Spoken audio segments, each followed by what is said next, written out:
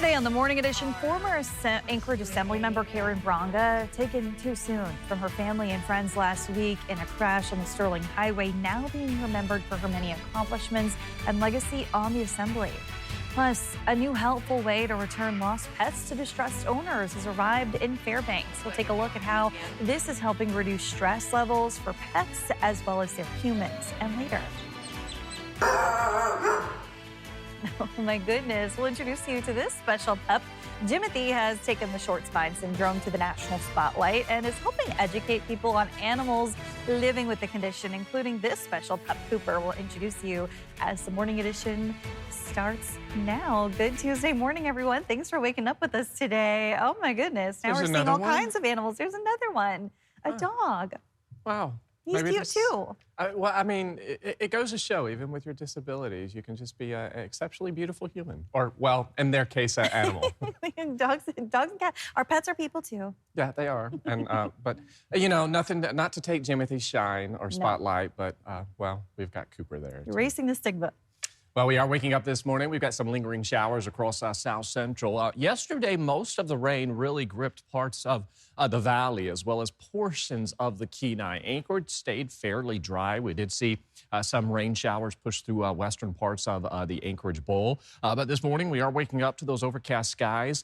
Give it some time, and some areas of South Central we'll see some sunshine arriving later today, more so towards the late afternoon and into the evening hours. 54 degrees is where we're currently sitting at, with winds for the most part remaining fairly breezy. We've got those temperatures sitting in the 40s and 50s across South Central. 44 in Soldotna, as well as Golcana is the cooler spots. And then you can see out towards Talkeetna, already still holding on to some rainfall with a temperature of 52 degrees. So the rain showers this morning really isolated in nature. Most of that activity still with portions of the valley.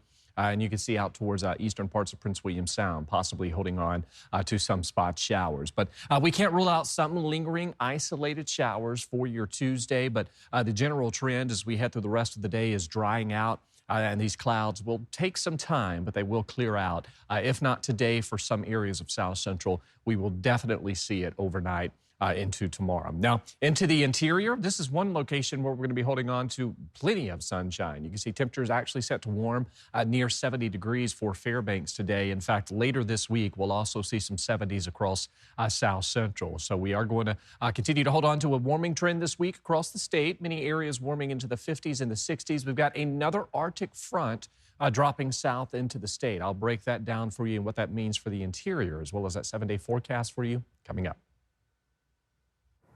Many Alaskans knew Karen Bronga as a strong, independent voice on the Anchorage Assembly. Friends and former colleagues remember both the public leader and the private friend they lost in a deadly crash on the Sterling Highway on Friday. Lauren Maxwell spoke with two people who knew Bronga, both in different ways. This is where she loved. This is where she was comfortable. Truly. Former Assembly Chair Christopher Constant says Karen Bronga dove in head first when she joined the Anchorage Assembly in 2023. She wasn't afraid to speak her mind and be kind of outside of the majority and kind of have an opinion that was very independent and of her own. Bronga, a retired teacher, was passionate about education and public safety. We need, for the good of our children, to have our schools be as safe as possible. But Constance says her legacy will be felt most strongly here in the outdoor spaces like Chugach State Park that Bronga advocated for tirelessly. Her number one thing she left behind was the championship of our trails and public access. Well, Constant is familiar with Bronga's public persona. So this is the junior pictures. Lisa Keller knows more about her private life. Yeah, there she is, right there. Keller and Bronga grew up together, graduating from East High School, where they were both on the track and cross-country teams. She's like getting the baton, and she's got this smile on her face. Sometimes goofy, sometimes serious. Keller says Bronga was always herself. She truly believed in her principles and stuck by her principles, even in high school. 64-year-old Karen Bronga was a person who loved life. And she loved living life, and she had so many experiences, and she embraced all of that. Which makes it harder to accept that she is gone. Lauren Maxwell, Alaska's news source.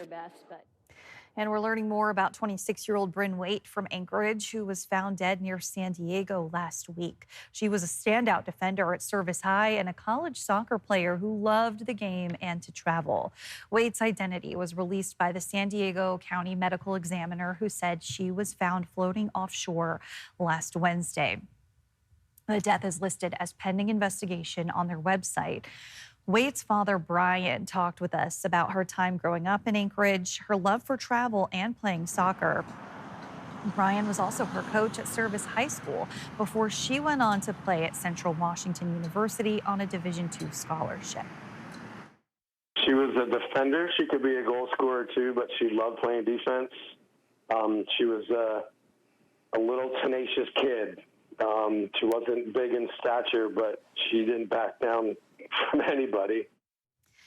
Central Washington University released a statement on its website that states in part, "It's moments like these when a person's life ends way too soon that remind us how precious life truly is and how much they were loved by others." Brian said he spoke with her a week ago and was planning to help move his daughter into a new apartment in Southern California. A meal train fundraiser has been set up for the family. You can find more information about that on our website. An Anchorage police officer charged with a DUI is no longer with the department, who confirmed Charles Bowser officially separated from the department on June 18th. Bowser was charged in April after investigators say he drove a patrol car while intoxicated in March. Charging documents allege an off-duty officer raised concerns he may be impaired, and officers later found him slumped over, smelling of alcohol. Documents say his blood alcohol level was about 0.293, more than 3 times the legal limit, and in-car video allegedly showed him driving over 80 miles an hour. APD did not say whether he quit, resigned, or was fired, citing personnel rules. However, in a statement to Alaska's news source, Bowser says he resigned, saying in part, quote, "I no longer work for the department and have nothing to say. I guess the only thing I would say is leadership should reassess how they handle stress in the workplace with their employees." Now, Bowser has a pretrial conference scheduled for August 3rd. Alaska State Troopers and U.S. Marshals are looking for a murder suspect. 43-year-old James Simpson was last seen near Wasilla on May 23rd. Simpson is charged in the death of 40-year-old Richard Provo. Provo was found dead in the Big Lake area in early 2024. Simpson was arrested and eventually held on a $100,000 bail. On June 15th of this year, Simpson was charged with escape. Court documents say he tampered or disabled his monitoring equipment. We're still pressing for answers on why Dan J. Sullivan is listed with no party on the ballot. Our political reporter Will Courtney put that question to the lieutenant governor, who is in charge of state elections. The only goal was to make sure we had maximum differentiation between the two candidates. Maximum differentiation, the reasoning for removing a man's party from the ballot. Petersburg's Dan J. Sullivan, a man with the same name as a sitting U.S. senator, has been under the spotlight with questions over if he's trying to trick voters. After being removed from the ballot by the Elections Division, he was reinstated by the state Supreme Court. However, he returned to the ballot with no party affiliation. We've been trying to get the answers from the Elections Division, which they've dodged at every advance. The decision to remove his party raises 2 questions, one by the state Supreme Court, questioning if it violated the law, the other by lawmakers, questioning if partisan influences were at play. That obviously comes at his expense, too. He doesn't have a party affiliation, his name has changed, so, was that ultimately... He has not complained about that. Sure. But, presumably it does impact him, though. He has no party affiliation. We have not heard anything from him on that. On Friday, Sullivan did complain about the decision, saying he wasn't going to litigate the issue, but the ballot is, quote, stacking the deck for the senator. Will Courtney? Again, we just want voters to know who they are voting for so they can make their choice. That's our only goal. Alaska's news source. The Election Division has delayed our public records request asking for records about how the decision was made. We're committed to getting access to those documents. You can read more expanded coverage on our website and mobile app.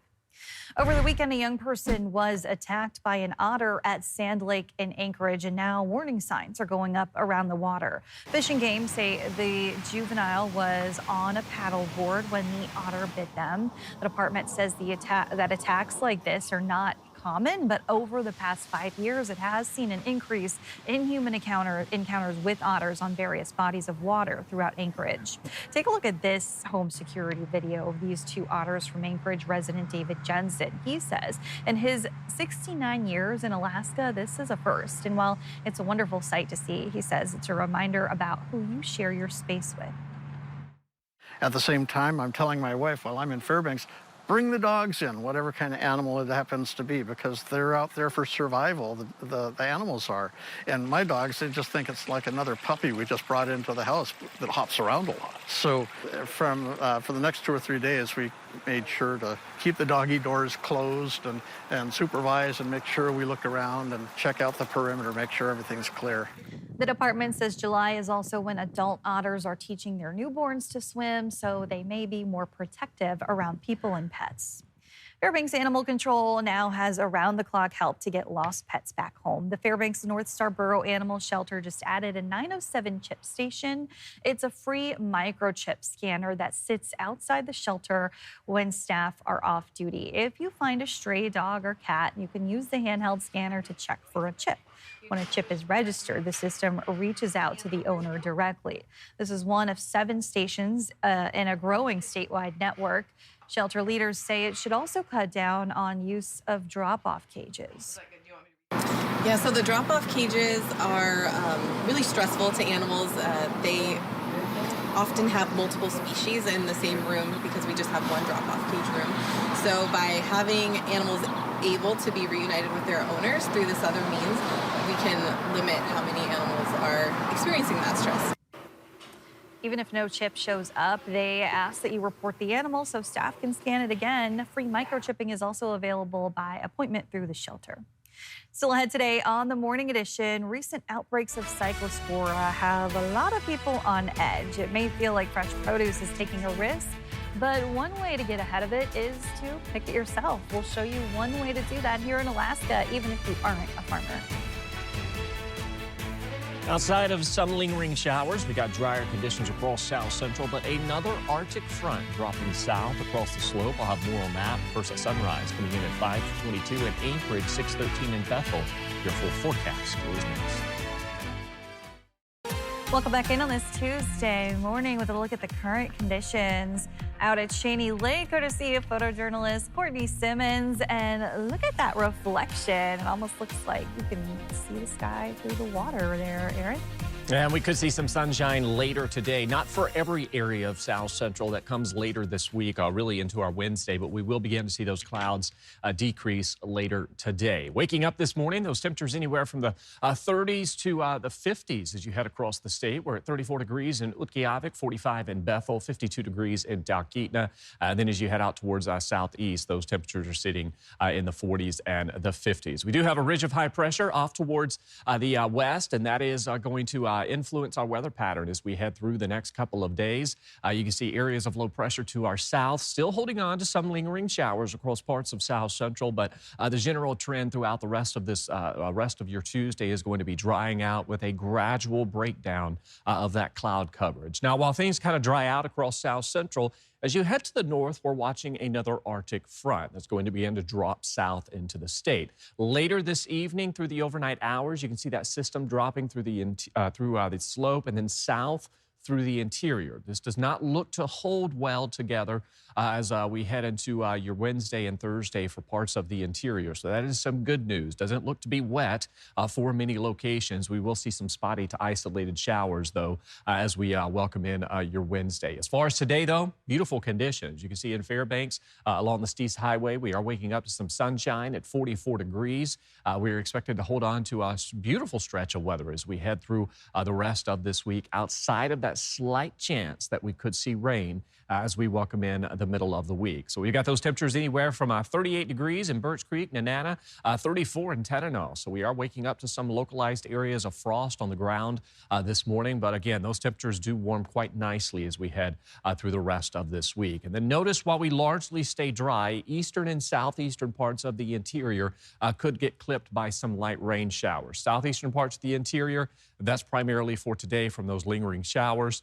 Eastern parts of the region as you head out towards Eagle, that comes with that next system that's going to be dropping south into the state. But again, most locations will stay on the drier side. We'll warm into the 60s, possibly near 70 degrees today with, again, those lingering showers to the south. That sunshine, though, is set to make a return as we head through today, really through a good portion of this week, as those temperatures eventually chase 80 degrees as we welcome in the weekend. You can see that 7-day forecast outside of that slight chance that we could see some showers across the eastern interior as we welcome in Wednesday. Most areas will just see some cloud coverage. We'll begin to chase 70 degrees both Wednesday and Thursday. And then as we head through the rest of the week, well, those temperatures easily and quite nicely warming into the upper 70s. We're going to be watching Saturday and Sunday as that looks to be the 2 days where we will flirt with the lower 80s for parts of the region. So, hey, we're finally drying out across a good portion of the state. We've got plenty of sunshine heading our way, not only for the interior, but across South Central. And we're going to continue to hold on to this fairly dry and quiet stretch as we close out July and welcome in August, which, considering how wet the month of July was, it's certainly going to be a beautiful transition as we close out this month and welcome in next month. And hopefully you enjoy that stretch of warmer weather with highs near 80 into the weekend. Experts say a national outbreak of cyclospora, a parasite linked to contaminated fresh produce, has reached 4 more states as of last Thursday, none of which include Alaska. But local epidemiologists say thoroughly washing fresh produce is one way to protect yourself against any pathogens. And one Big Lake farm is offering families a direct way to know their food source. Danny Tompkins shows us how one local farm is giving families just that, and it's simple as picking it yourself. That's right, Kristen. I have with me something I picked while at Common Ground, Alaska. Now, this is a honeyberry, and it looks like an elongated blueberry, but it's full of flavor. This past week, Common Ground, Alaska opened for self-pick for the first time this season. After a brutal winter and spring that ran late, these berries are finally ready. Common Ground sits on about 10 acres of total land in Big Lake, Alaska, growing golden raspberries, currants, peas, and much more. This is their first You-Pick week of the season. Owners Tandy and Jean run the farm full-time and live by the motto. Know your food, know your farmer, know your food, and I think that's really important. Ask questions of your farmer. Find out their growing practices, because it may be that they're not organic, but maybe they do as good a job or even better of what you're wanting. Tandy added that her favorite part of creating this space is getting to share it with their community. And they are open for You-Pick every Wednesday and Saturday from noon to 6, as long as produce is available. Kristen, I had never heard of a honeyberry before this week. Have you ever had one? I've never heard of them. I've never seen them, and I was surprised about how they look. You're right. They do look like elongated blueberries, so I'm excited to see how they taste. Yes, very yummy. Thanks, Danny. Thanks for listening to our podcast. Click subscribe so you can get the latest podcasts from Alaska's news source automatically. And stay up to date with breaking news and in-depth reporting. Available for free 24/7 with the Alaska's news source app.